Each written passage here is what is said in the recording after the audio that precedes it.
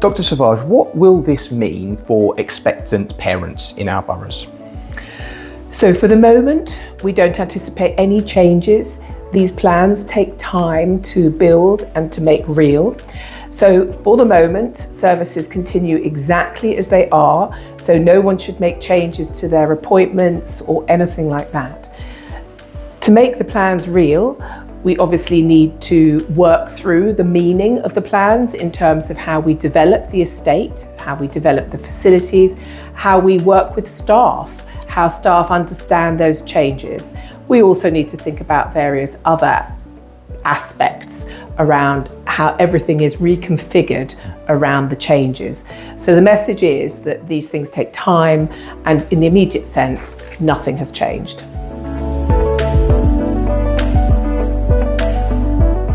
Will these changes mean that people will need to travel further for their maternity care, and how will that be managed?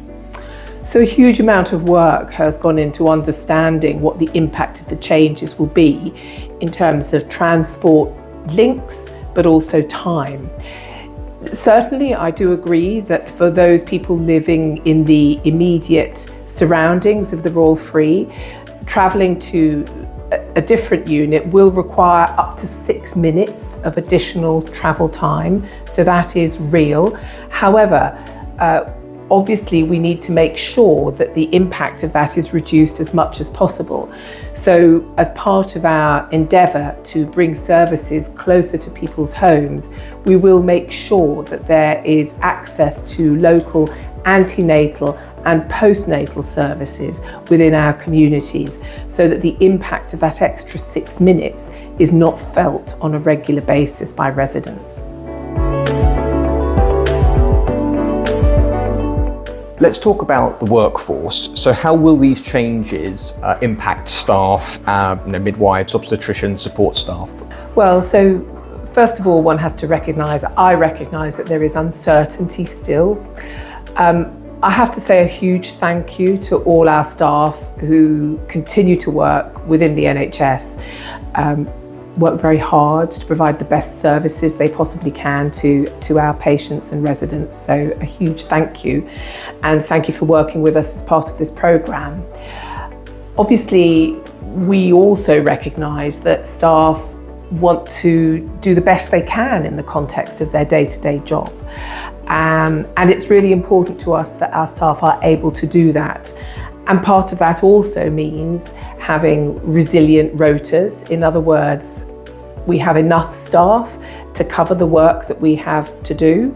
And also training and development is important. And also working conditions are really important to provide the best quality working conditions for our staff.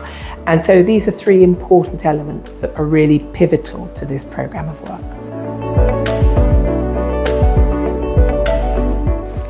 As a result of these changes, will there be job losses? Will staff be relocated? Can you explain a little bit about what the impact would be? Yes, so the most important things obviously are quality and safety of our services across North Central London. But the third element is retention. We want to retain people to work in NCL going forward into the future. Obviously there is uncertainty at the moment, and we have a particular work stream working this through as part of the change programme. The most important thing is that our staff will be kept informed and engaged with this process as we go forward in an open and transparent manner.